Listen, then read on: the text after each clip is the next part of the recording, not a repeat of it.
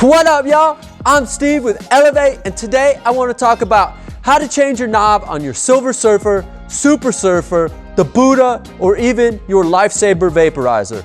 All of our 7th floor vaporizers can all be changed out and customized completely, just like you. First thing, let's get into this. All right, so the first thing you're gonna wanna do is grab your knob down here. And I'm gonna say you wanna grab it there and then try to get your fingers in between the unit as well as in between the knob. And then you're gonna grab it and kind of pull while also pushing your fingers under.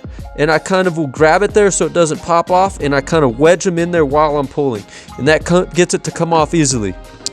Then all you have to do is simply turn it to your off position and know where your off position's at, or you can dial it in and find out where your sweet spot is and put your knob on exactly where it's at. I know my sweet spot is turned all the way on and a little kickback.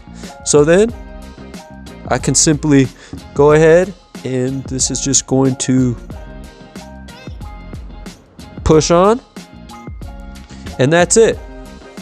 Now, anytime I want to go ahead and turn my unit on, I just turn it right to exactly where I want my knob. You can easily deck your vape out with any knob that we got. We love custom knobs because they turn your vape into fire. You want to pimp it out Shuba style? Do it, because you can. You want to go on a little walkabout, sunshine, get some flowers with a Steve knob? Do it, because you can.